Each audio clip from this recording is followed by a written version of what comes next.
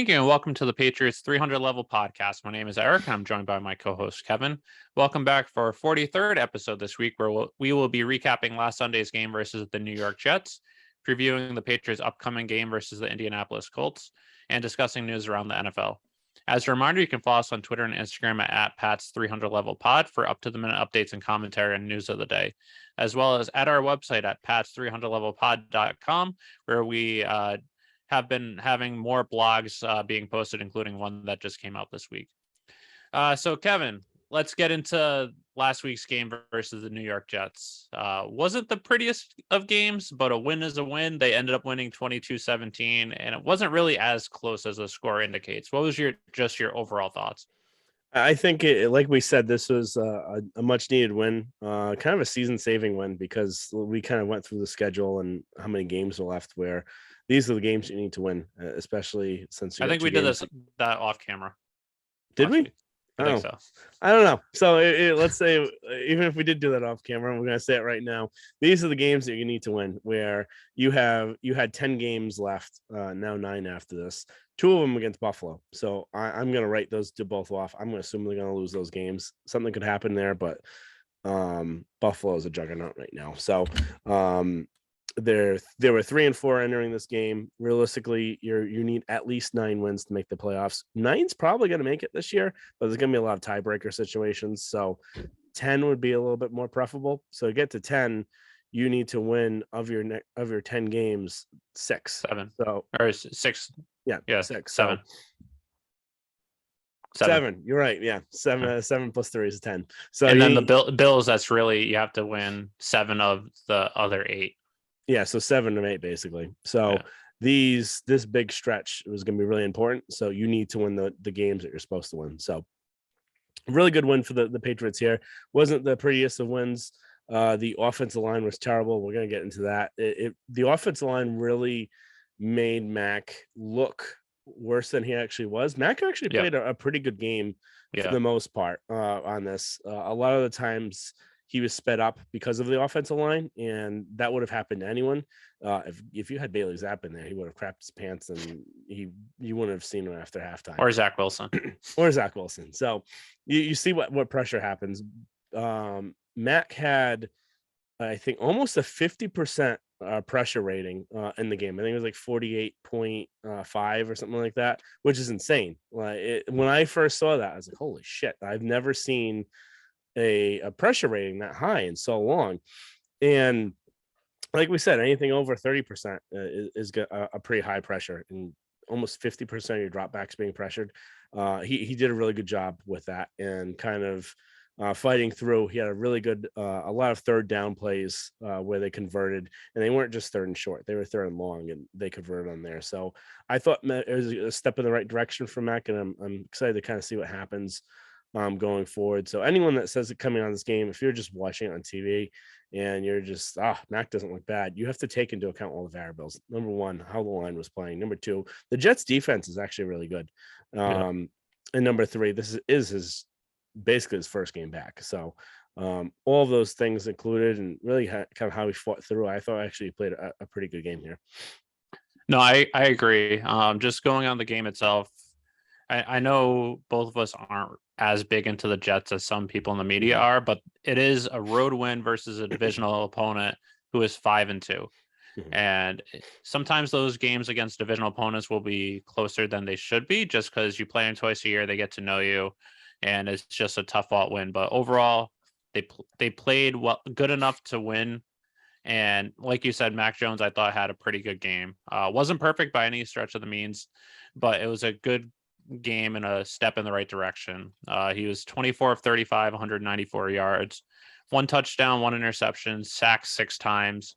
The interception wasn't his fault. The offensive line was awful, and then he got hit as he was throwing, which was kind of a lame duck pass. There also was that pick 6 that was negated due to roughing the passer penalty, which it was the correct call. I don't know if that should be the right call, but the way the rules are written, that was the right call. But if you look back at the play, and then they also said it after the game, Jacoby Myers ran the wrong route. So it's tough to say if he ran the right route, if it would have been a great decision. but it's tough to really put that 100% on Mac if he's throwing it to where receivers aren't when they should be. But overall, he made some really good decisions, and it's a step in the right direction. Hopefully, he builds on that. He's starting to get his confidence back, and he can start looking like the player he was last year, but get improving more and taking more downfield throws and improving where he was last year. Yep. Yeah. I think one of the things too we had mentioned where some of the stuff where Mac, this is kind of overall throughout the season and a lot in the last kind of in the last game or two, where we've been seeing a lot more RPOs, a lot of option routes, so run pass option for people not familiar with the term. And that's something that Mac has wanted to do more of because it's something that he did a lot of at Alabama. And they did throw some in at the end of the year last year. And I actually was really excited when I saw it because I thought he looked really comfortable with that. And then Damian Harris did too, because that's what he ran there with Mac. Not really at the same time because they weren't together like playing at the same time, but they were on the team on the at same the same team, time, but they Mac weren't wasn't actually playing when Harris was playing. So but they both looked really comfortable with it. And Mac, again, he's not a statue. He's not the slow Tom Brady quarterback. He can move, and we did see that. He ran for over 30-40 yards again last game. And I think he has a faster 40 time than Patrick Mahomes. He doesn't have the build of someone like Josh Allen or Ben Roethlisberger, so you don't want him running it all the time. But if you need to pick up a first down and it's open, he can do it. Yeah.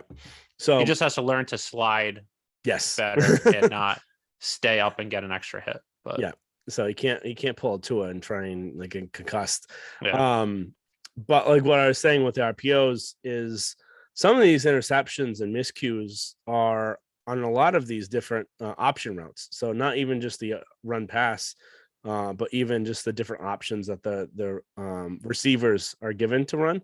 So I wonder if we're going to see a lot of that cleaned up as the season goes forward, and even next year when they've had more time together. Where Parker, it's his first year with the team. A lot of these are first and second year players.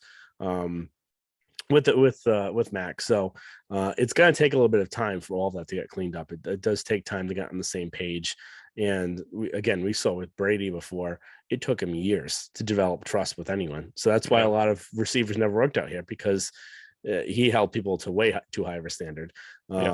So again, that's just something to keep in mind. Yeah, and then Jacoby Myers, he's been your most dependable wide receiver the last 3 years. But even so, with the new offense, with them doing more of those option routes for the receivers, it's more likelihood that receiver and quarterback can be on the wrong page, which could lead into interceptions, which we've seen so far. So I wonder if they're going to tone that back a little bit in the next coming weeks, just until they get more on the same page to limit the turnovers and try and get it ready for the deep stretch of the season. Yep. Kind of moving on next, the offensive line is really the biggest story of the game. They were awful. Cole Strange had, I think, probably his worst game of the year. He did. And he was benched at times for Isaiah Wynn. Yeah, benched at times for Isaiah Wynn. His game beforehand actually wasn't good at all either. So he's had two kind of really bad back-to-back games. He was going up against two good offensive lines in his defense, defensive line, sorry. But he did have good performances versus really good defensive lines before that versus the Steelers and the Browns. But two tough weeks, but he is a rookie. He's still learning. So hopefully it's not a sign of things to come, but hopefully he just starts to, as he sees more, he learns and he corrects it and gets better. Yeah, I think some of it's going to have to get corrected kind of really over the offseason, just gaining weight and strength, where we'll see a lot of times with offensive linemen coming in, they do need to gain that NFL weight, where he is a little, even though he is a tall, big dude, he still needs to gain more kind of NFL strength, so like that lower body strength, where you're not getting pushed around. So I think we're going to see that after really this year. You can kind of hone in on that.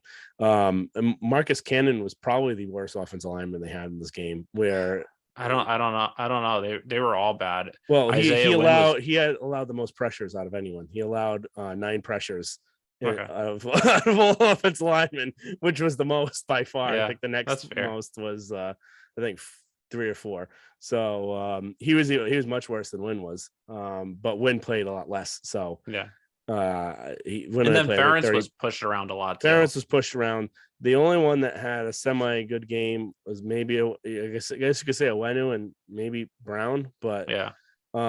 they were all bad, and Yeah. that needs to all get kind of cleaned up. And then what you and I were talking about after the game is really what are they going to do about the right tackle situation, because they can't be sustained this way, because you're going to get your quarterback killed. So they've already got Mac taken out once. It wasn't the right tackle the first time, but they had Hoyer taken out. They almost had Zappi taken out.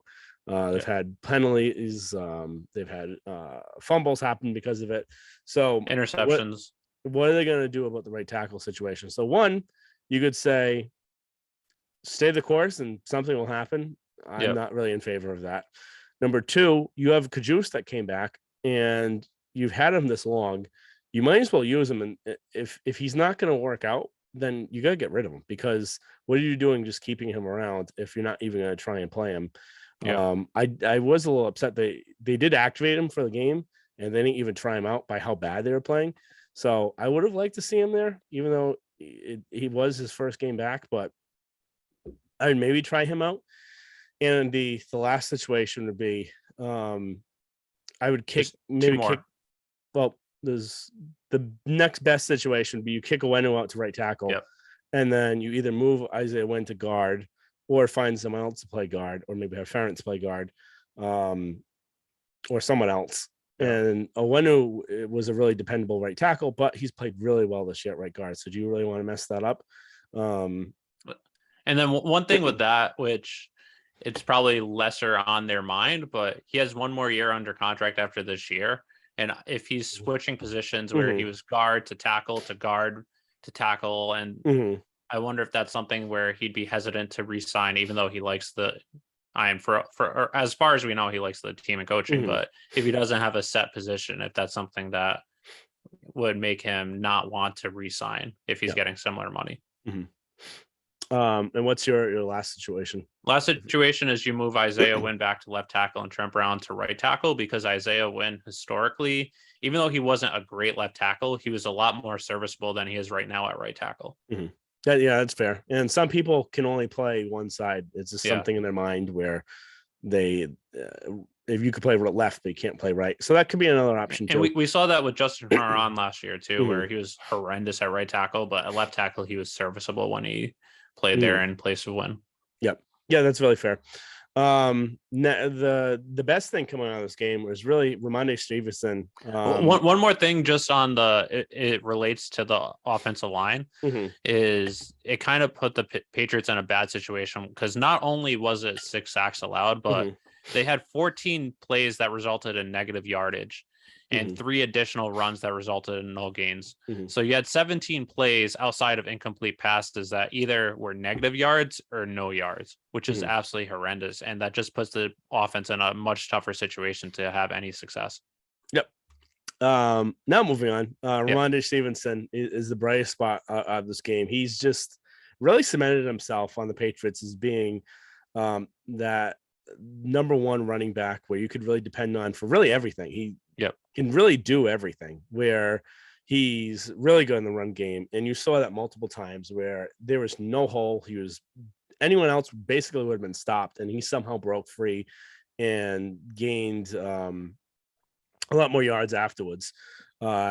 He in the catching game, he's developed these soft hands. He's able to make these different catches and get a lot of yards afterwards, and it's really dependable. And even a little short screen or flat can end up being 5-10 yards for him.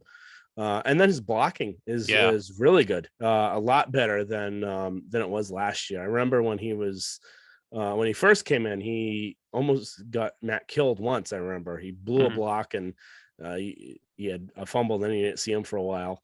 But his blocking has been extraordinary in the run, just as a pass blocking, in the receiving, blocking for other players. He's just looked really well, all kind of 3 phases for a back. So really excited to see what he does the rest of the season.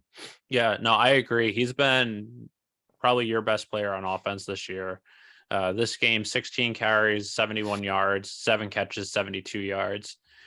13 of his 16 rushing attempts, uh, he was met at or behind the line of scrimmage with contact, and he still averaged 5.1 yards after contact, 4.4 yards per carry, which is incredible. And like you said, his receiving, he's pretty much turned into who the Patriots were hoping Sony Michel would turn into when they used a first round pick to draft Sony Michel, hoping that he would turn into an Alvin Kamara, Dalvin Cook type player, where he's a 3-down running back and he's also a threat out of the backfield, which makes your offense less one dimensional.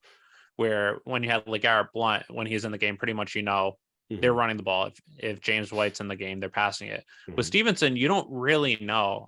Chances are early downs they're more likely to run it, but as this offense starts to find itself more, they can start passing it, especially to him out of the backfield on first and second down, which can give the offense a lot more options. Yep.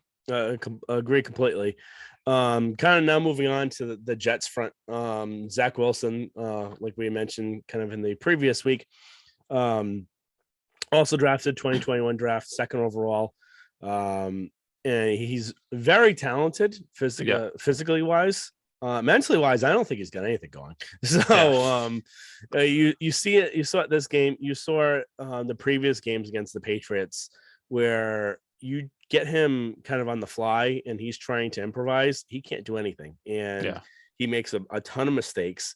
And you could tell if you just saw what the Jets are doing this year when he was playing and while the success they're having, they were basically deathly afraid of him doing anything. And they played very cautious with him.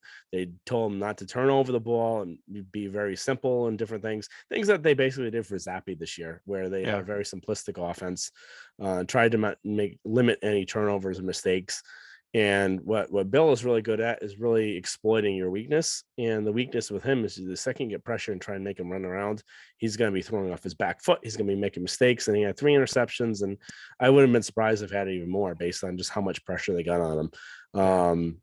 And the big question I would say with him too is he going to be coachable enough eventually? He's got the talent to do it, but there's also stories out there is that he doesn't take coaching well, and is that going to change? Do they need to get someone in there that's more offensive minded for like a stronger offensive coordinator?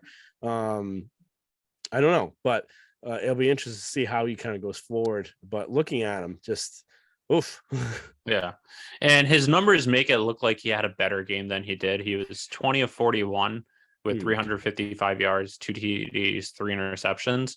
But a lot of those yards came in garbage time or just very big chunk plays where for otherwise he just didn't look that good. And like you said, under pressure, he just looked like a chicken with his head cut off, where once he sees pressure, he pretty much runs straight backwards, takes his eyes off downfield. And that's where it opens up the more likelihood of bad plays or things like that. And like you said, he does have all the talent in the world.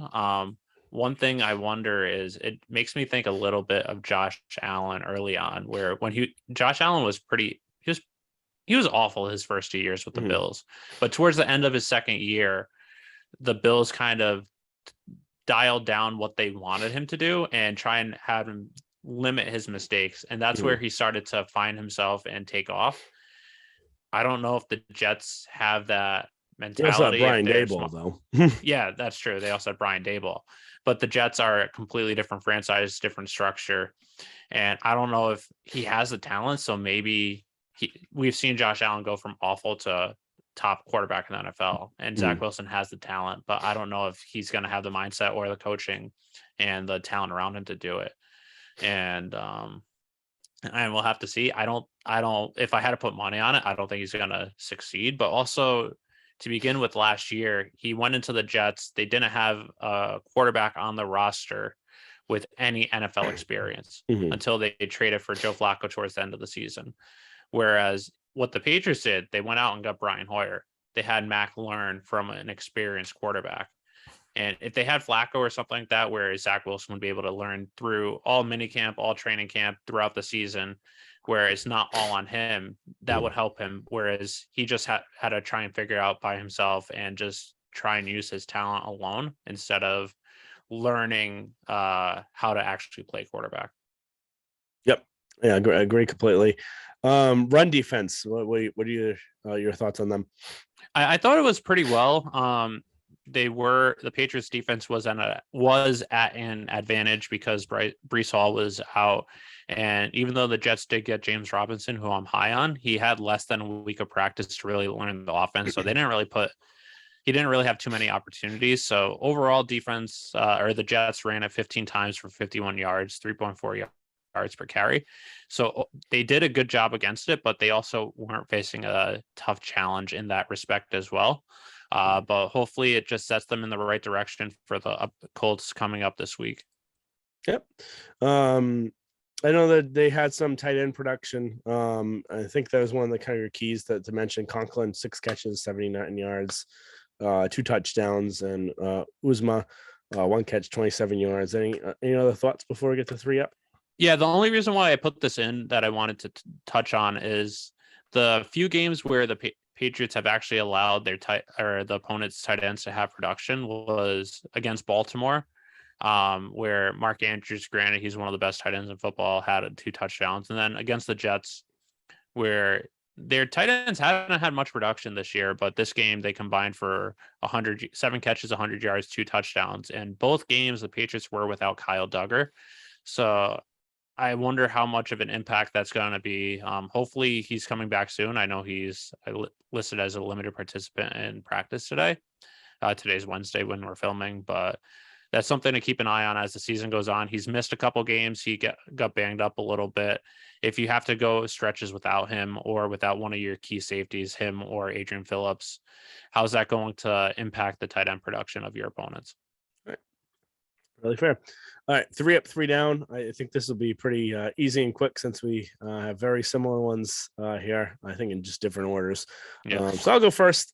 Stevenson, like I said, your best offensive player in the game. Well, probably the best player in the game, in my opinion. So he really did it all: blocking, catching, running. He was awesome. Yeah, I have him as my number 2 up. And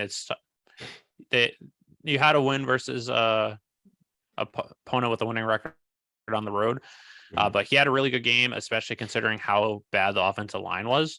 But I just put him number 2 because old reliable Nick Folk, big kick Nick, 5 for 5 on field goals with 4 of them being 40 plus yards. He was your MVP last year. Kind of sad a playoff team's MVP as a kicker, but he was your MVP last year, and he's your consistency where this whole season and even last season, especially the first half, the offense, once it gets into the red zone or the new red zone within the 30, they've struggled where if you get in that area and you don't turn the ball over, at least you know you're going to be leaving with points because you have Nick Folk, and he just continues to just be who he is, old reliable. Yep, I've got Folk. He's my my 3rd up.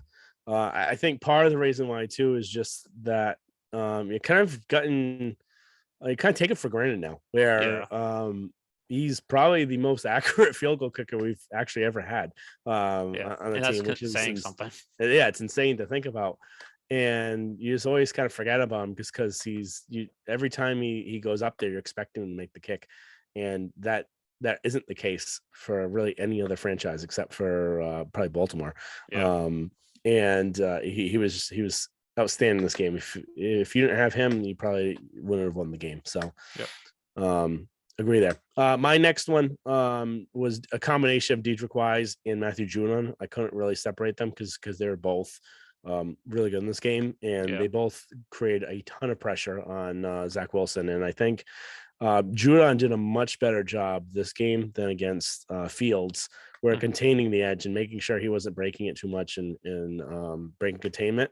And it was a lot better in the run game here too. So I thought they were really good. Wise is continuing having a good season, and I'm actually really impressed. And I've had him a lot more in the 3 up than I ever thought I was ever going to have. So. No, they're both I had them as my number 3 up. They both had a really, really good game. Wise led the NFL in pressures this week with 8. Judon was second in pressures with 7. Both had a pass breakup. Judon was also tasked with he was chipping a lot, both with the tight ends coming off, as well as some of the wide receivers too, where Garrett Wilson, who was the Jets' number 1 receiver in the game, Judon was tasked with chipping him sometimes, either if he was coming across the middle or even just off the line of scrimmage. And then he was a big reason for a couple of the interceptions as well, getting that pressure. And he's been your best or both of them have been two of your best players this season, and they just continue to shine. Yep. So I think we all hit all of the three. So Yep. one honorable mention for me, you have two of them, but one of Yep. them's the same. Peppers was awesome in this game. Yeah. He was really explosive. He was fast. Had a really good block in special teams. He looks like a much better player than he looked in training camp in the preseason. So Yeah. it looks like he's, I would assume, fully healthy now with his knee. It does take a little bit of time once you have that ACL, but it looks like he's fully back. I'm really kind of excited to see how he looks the rest of the season because he looked really good in this game. And I think with him looking this good, it really frees up Duggar to maybe be that middle linebacker where you're struggling, and then have Peppers take over that low strong safety spot. Yeah, no, I agree completely. He was incredible, and even he did have that one penalty for a late hit, but I didn't really mind it as much at that time. Yes, you don't want to have penalties, especially ones that are kind of unforced, but the defense was struggling. They just seemed out of it, and he was trying to set that tone.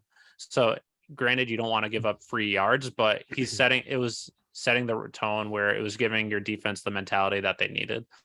And he's looked really good, like you said.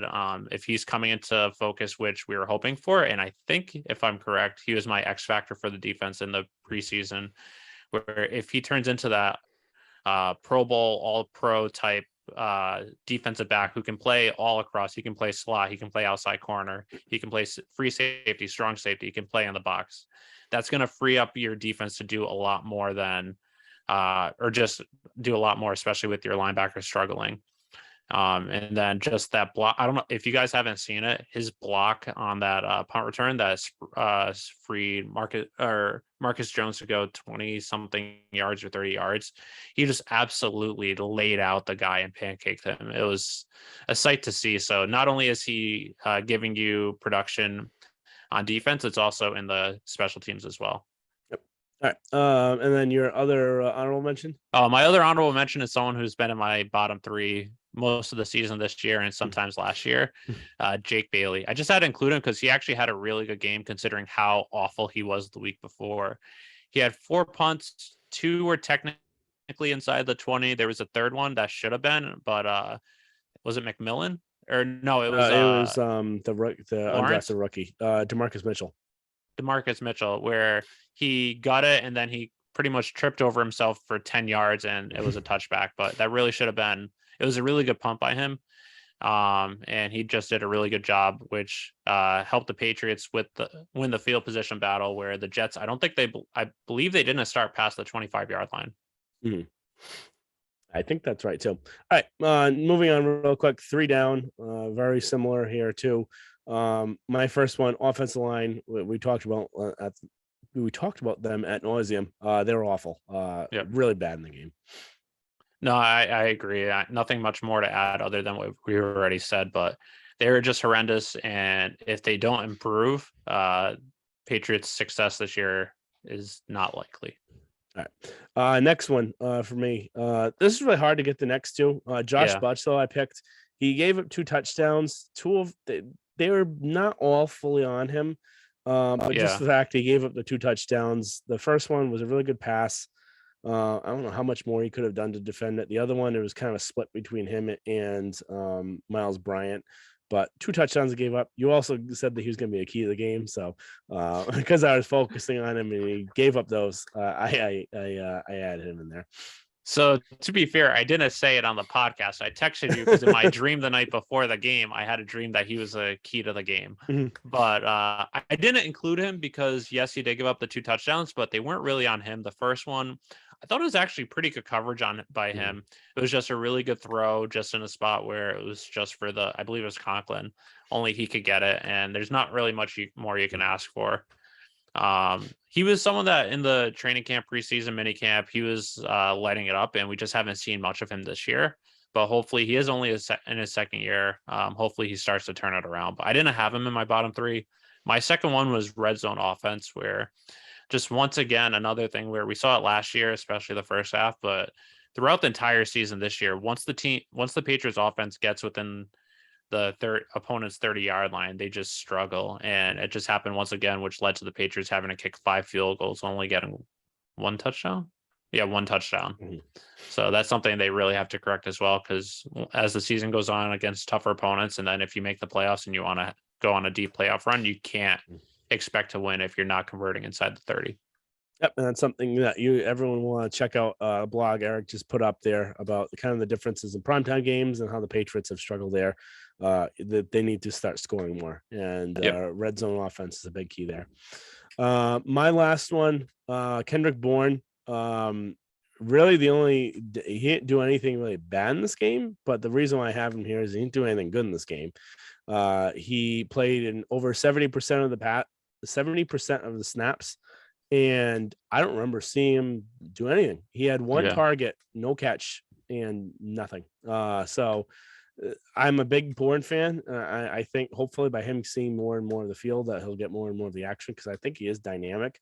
But just the fact that he's out there so much and didn't do anything, I just have him down there. Yeah, I didn't include him because he didn't really have any negative plays, but it still just baffles me how he went from being your top playmaker last year, having almost 1,000 yards, and that's with him only playing 50% of the snaps the first 3 quarters of the season, to having almost no production. I think we're halfway through the season. He has 170 total yards through 8 games. And that's versus 900 something. And even last year, they did a lot of jet sweeps with him where he was able to pick up yards. And I'm surprised they haven't even incorporated that into the offense, considering how stagnant it's been at times. Just adding another wrinkle, but I don't get it. But hopefully that's something that he starts to break out soon, because he still is one of your better offensive targets, and you kind of want to get production out of anywhere you can. Yep. And he was also actually one other thing to put him in the down. He was the reason for the 12 men in the huddle, which he was getting kind of lashed out by the coaches afterwards too. And I don't know, it's happened a few times with him. So I don't know if maybe he just not paying attention or what, but maybe that's why he's in the doghouse, but we'll see. All right, moving on quick. News around the NFL, big trade deadline, probably the biggest one in NFL history. It keeps getting better and better each year. McCaffrey to the 49ers, Robinson to the Jets, Chubb to the Dolphins, really to the Jaguars, and a very interesting trade, which I would have done. I don't think anyone would have thought to do something like that. So that was very out of the box, very odd that it happened at the trade deadline, not in the offseason. And hearing the terms, you would think if one team was going to do that, you would think it would be Belichick for having a trade that complex. But really confusing, and who even knows with him if what's going to happen. He's had a lot of issues. Very interesting though. Claypool to the Bears, Hawkinson to the Vikings, Jeff Wilson to the Dolphins, Roquan Smith to the Ravens, Robert Quinn to the Eagles, Kadarius Toney to the Chiefs. I'm going to butcher this name, but I'm going to say it anyway. Naheem Hines to the Bills, and then Robbie Anderson to the Cardinals. There are a few others, but those were just the main ones. Yeah, I think the biggest one, just talking about Chubb to the Dolphins, going to make them even better on defense. It would be really interesting to see what happens against the Patriots offensive line with that added. And Hines, the Bills didn't really make any sense to me, just because what they're lacking is a running back, and they get another pass catching one, which really kind of confused me. So I don't know really why they went with that. Well, maybe it might be better for him. But those are the kind of the two that stood out. McCaffrey we've already talked about in the other podcast, so you can skip that. So Bills didn't look good against the Packers. Still beat them by 10. The Packers have been kind of falling off a cliff, and they're not really looking at a good spot. And they're definitely not going to win the division this year, with the Vikings being 6-1 already. So unless Kirk Cousins has a big meltdown, huge meltdown. I don't know how many primetime games they have left. I know there's the Thanksgiving game versus the Pats on primetime, but other than that, I don't know how many primetime games they have. So that could be the Packers saving grace. Yep. All these other ones I'm just gonna run down. If you have anything after I run down, just feel free to mention out. Bengals lose to the Browns by 19. Rams lose at home to the 49ers by 17. Let's go Jimmy G. Raiders shut out at home to the Saints 24-0. Josh has second closed door meeting with Mark Davis after the game. And Dolphins squeaked by the Lions 31-27, which I didn't actually know happened. Anything you'd like to really comment on those? Nothing really on those. All right. I guess just one other one is Buccaneers lost a tight game on Thursday night, but even though they're 3-5, they're only one game back of their division, and their division's kind of trash. So I still expect Tom Brady to make the playoffs. Yep. All right. 5 questions around the league. First one. Does the Bengals loss to the Browns tell you anything about the Patriots or the league? I guess the couple things that just come to mind quick is there's a lot of parity where any given week, one team could beat another. We saw it last week where the Bears beat the Patriots in kind of a blowout. But I think another thing it tells you is how important offensive line is in football. And teams can only go so far as how productive their offensive line is, where if you don't have enough time to throw the ball, or if running backs aren't able to get separation, you're not going to be able to do anything. Yep. Yeah, I think that's a big thing where number one, I think one of the reasons too, it's a divisional game and divisional games are really weird. Number two, there's a ton of parity where anything could really happen. Any team other than really the Bills and the Chiefs. I don't know enough about the Eagles yet this year to really put them in that category. Anyone else, it's the Bills and the Chiefs and everyone else. So anything could really happen there. So I don't think the Bengals losing to the Browns can say, well, the Patriots beat the Browns by this much. That means that they could beat the Bengals still. You can't really say that. I think it shows the middling of the teams, the offensive line. And then even look at Brady this past weekend.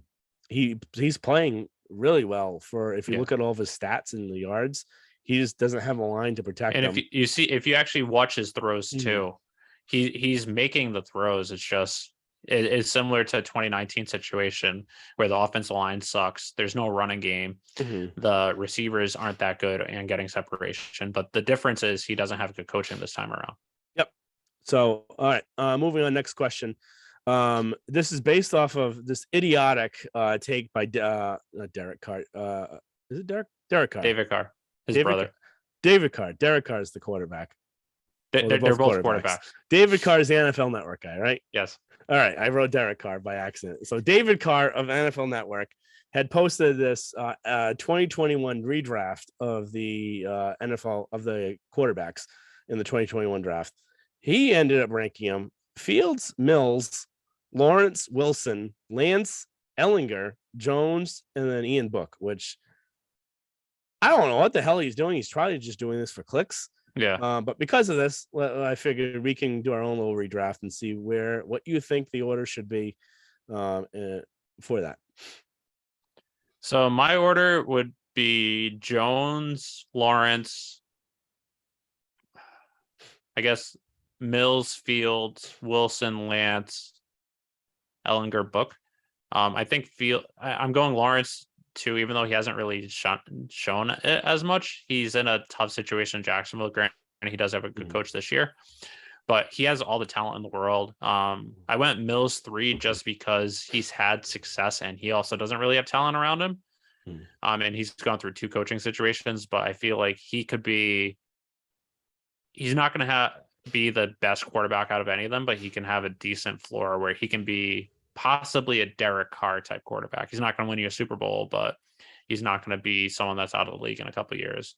And then Fields, Wilson, they both have a lot of talent, but I don't know it. Well, Fields has gotten a little better the past couple of weeks, but I still don't fully buy into him. Wilson, he has the talent, but can he get it all together? Lance is just a crapshoot, so who knows? Then I don't know enough about Ellinger, who's played 1 game in his entire career, and then David Carr has above Mac Jones, and then Book, I just don't know. Yeah. So I would go Lawrence, Wilson, Jones. Oh, and then it gets tricky. Then I would go. So I go Lawrence, Wilson, Jones, Mills, Fields, Lance, Ellinger, Book. So I go Lawrence and Wilson just because both of them have a ton of talent, and I'd rather take the chance on talent and assume you can coach them up. Lawrence hasn't had really any good coaching, at least his first year. Who knows about his the coaching now this year? I'm not a big fan of Peterson. Wilson, again, he hasn't had a real good quarterback coaching, I don't think. And if I was the Patriots, I wonder what Bill could do with him. Could he break through? And then Jones, I put next because Jones is probably the smartest quarterback, the best kind of That reading different things. that's why I put Jones number one because of Yeah. that. But because the other ones had better physical stats, you just look at Josh Allen. So Yeah, that's fair. Patrick Mahomes. So that's why the way the league is, if you got one of those two juggernauts. So Yeah. I figure them. And then the other ones, I don't think Fields is really going to be anything special. He's got too Yeah. long of a throwing motion, so he's never going to be a good throwing quarterback. And he's not as big as why am I forgetting his name? The quarterback of the Ravens, Lamar Jackson. Lamar Jackson. So he's not a big running back sort of kind of quarterback. So eventually he's going to get hurt the way he's trying to play. So Yeah, and he's already gotten hurt a few times. So all right, moving on. Next question: will Tom Brady play another year next year? If so, who will he play with? I think he's going to, just because with how bad the Bucks are this year, people are restarting the narrative from 2019 that he's starting to fall and his talent is starting to dip off and he's not the same player anymore. Where if you actually watch him, you can tell he's still the same player. He still can make the same throws. Last year, he led the league in every single quarterback stat essentially, and his ability hasn't really declined. It's just the talent around him. So I think he's not going to want to call it quits after the year he's having this year around him. Who it's going to be with, the tricky thing is, part of it might be influenced by where Giselle and the kids live.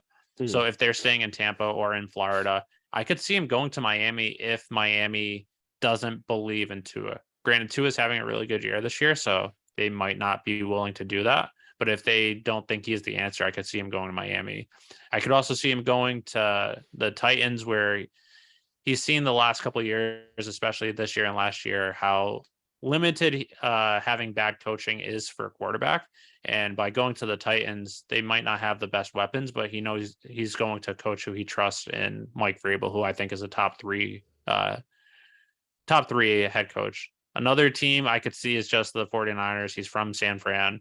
I don't know how he would fit in a Shanahan style offense and if Shanahan would even want him, but that's another one where if they don't believe in Trey Lance, I could see him going there too. Yep. So I think those are good points. I say Vegas. So Vegas can easily. That completely eluded me too. I could see him going to Vegas too. And then Derek Carr has a tradable contract. Yep. Even though he did just sign to an extension. Yeah, I was gonna say, even though he signed through his extension, his contract is very movable.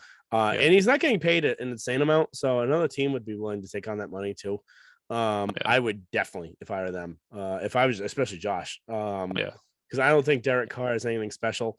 And to have a year or two of Brady, I would do that in a heartbeat. And then even for Vegas, out of all the teams talent wise, they're probably outside of Miami, where you have Tyreek Hill and Jalen Waddle. That's the best talent situation that he can go into. Yep, he's got Adams. He's got Renfro is basically the slot wide receiver that we know and love for like the New England system. Yep. 49ers, I could see them, even though they have Lance, I could see them kind of saying, oh, he's still not ready, his knee, that sort of thing, and to give him time and learn behind Brady. I don't think, though, that of all the stuff that came out with the 49ers stuff, where Brady and him kind of got into a disagreement, that probably won't happen. So I would say Vegas. Miami would be interesting, and Titans, but I would go with them. Next question. What the hell? I saw it on Twitter and it made me think. If you had 100 opportunities to tackle Derrick Henry, how many times did you be able to?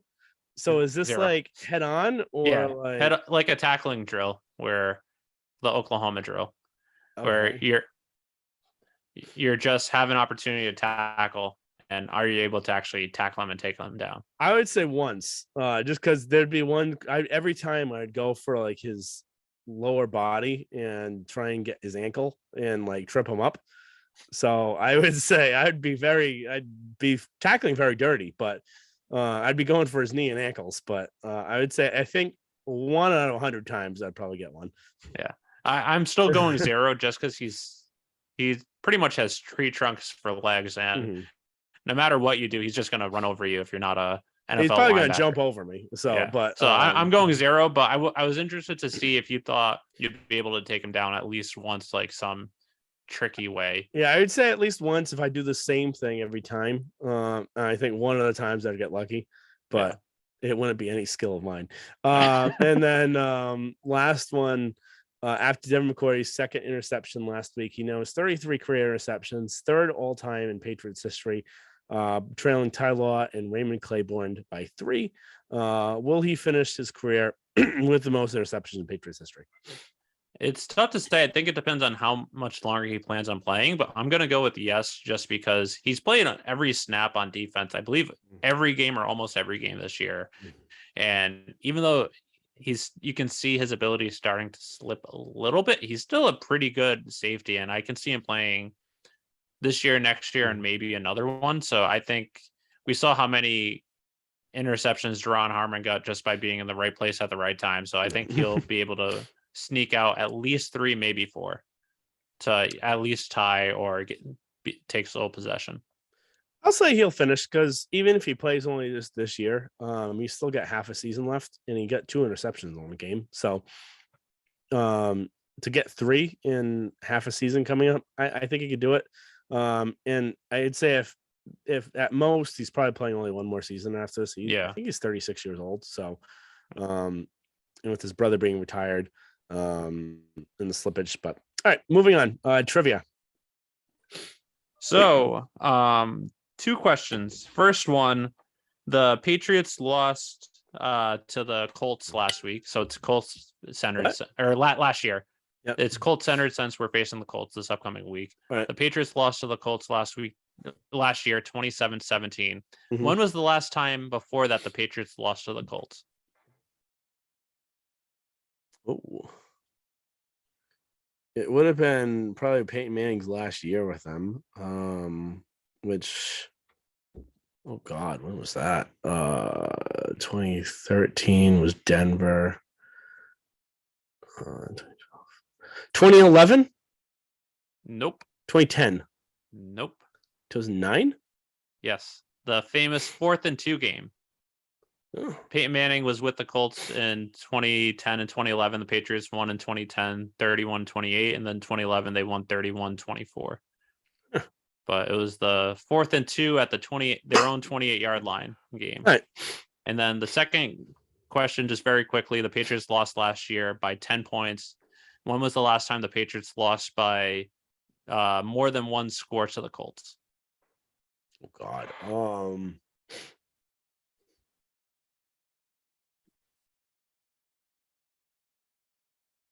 I can't. I don't. 2000? No. It was 2005, where they lost to the Colts in, I believe, week 9, 40-21 at Gillette Stadium. Right. And that's it. All right, moving on. Colts preview. Let's see how we can get this in. So Colts are coming in somehow 3-4-1, which I would have expected the record to be worse based on how their offense has played this year. They tied against the Texans. They beat the Chiefs. Again, weird. Broncos, not surprising anyone beating them. And then the Jaguars. And have lost to the Titans, Commanders, Titans, and Jaguars. And then tied the Texans. Yeah, I mentioned that, right? Oh, okay. So again, last year they lost 27-17. Kind of a big loss, and Eric talked about this in his blog about primetime losses. Kind of how do you rate the Colts going into this one? They have Sam Ehlinger, 2021 6th-round pick. David Carr ranks him better than Mac Jones for some reason. I don't know why. probably doing shrooms. What are your thoughts on the QB situation over there? Yeah, so the Colts game, it's kind of a little tough to fully preview because it reminds me a little bit of the Bears preview, where the offense hasn't really been that productive. They did have one game where they scored 24 points versus the Jaguars, but again, that's the Jaguars. Other than that, they scored 20 points two other times, one win versus the Chiefs, and then tie versus the Texans. But other than that, their offense hasn't really been able to get going. And now they're going with a really unknown at quarterback, Sam Ehlinger. As you said, 6th round pick in 2021. He has one career appearance, which was last week, his start versus the Washington. He was 17 to 23, 201 yards, no TDs, no interceptions, 2 sacks, and then 6 rushes for 15 yards. So it's kind of an unknown, whereas Matt Ryan, you at least know what you're getting, which I think is not much, which is why I was surprised the Colts. I think they were one of the first teams in the offseason to make a trade for a quarterback, and they went for Matt Ryan when they really could have gone for anyone. They could have gone for Jimmy G. They could have gone for Baker.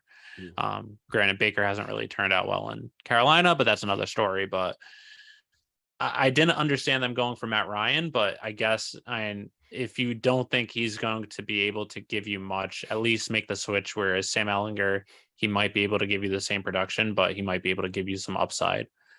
They did have 6 rushes with him last week. That's something that Bill talked about a little bit in his press conference, where he's not sure if it was more just the scheme versus Washington or if they plan on having quarterback runs, but the Patriots this year against quarterback runs haven't been successful. So I wonder if that's something that they're going to try and look to do more this week too. Yep. And the other big thing, they fired the offensive coordinator, Marcus Brady, even though he doesn't call the plays, basically as a scapegoat, trying probably to protect Frank Reich's job. They traded their second best running back. And then that leads me into the next thing, where their best running back, Jonathan Taylor, mispracticed on Wednesday, so today, and he re-aggravated his ankle injury, which kept him out 2 weeks beforehand.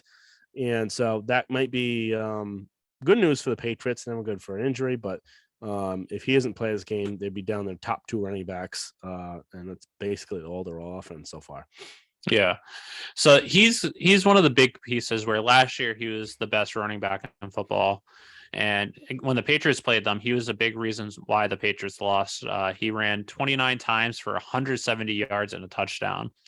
And then this season, he started the season well. Week 1, he had 161 yards, 1 TD versus the Texans, and kind of seemed like he was taking off where he left off. But he's only had 301 yards in the remaining 5. He's played only 6 games, 6 of the 8 games where, like you said, he missed 2 to injury. But in the other 5, he only ran for a combined 301 yards, no TDs. He hasn't even eclipsed 80 yards in any of those games. And his best game was actually last week versus Washington, where he ran for 76 yards and 16 carries. But he hasn't been the same running back outside of week 1. So with that ankle injury, that might be something where hopefully you don't want opponents to be injured, but that might limit the Colts' best player. But if the Patriots want to have success, they have to, if he plays, you have to take him out of the game, limit his production, and then have the rest of your opponents beat them. So he's going to be the key to the game if he plays. You're going to have to limit him, because like we saw last year, if you're not able to limit him, it might be tough to have success. Yep. And last year they didn't limit him, and then they really limited Carson Wentz because he blows. Yeah. And they still ended up winning. Carson Wentz, I think he only had 5 completions. Yeah, 5 completions on 12 attempts for 57 yards last year, and the Colts still won by 10. Yeah. So their defense is really their biggest strength this year. 7th lowest points allowed. So that's why it really kind of reminds me of the Bears game too, just because the Bears defense is really good. Their offense stinks.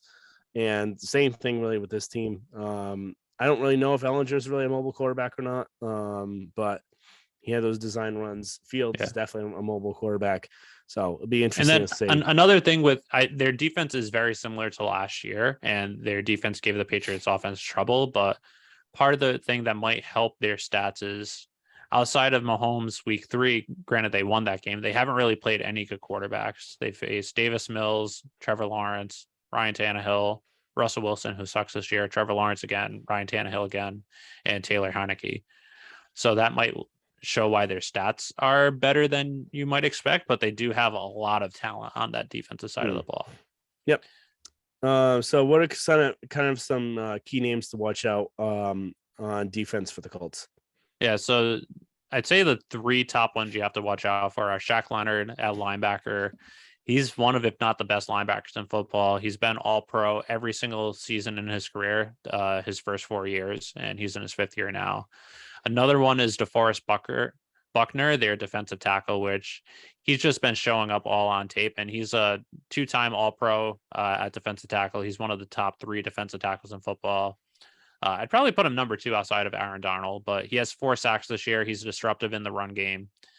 You also have Stephon Gilmore, old Patriot friend, where he's been very productive this year, even though he is getting older. He's still being productive. They're using him all across the field in all situations. So they're not lining him up on just like the left side as well.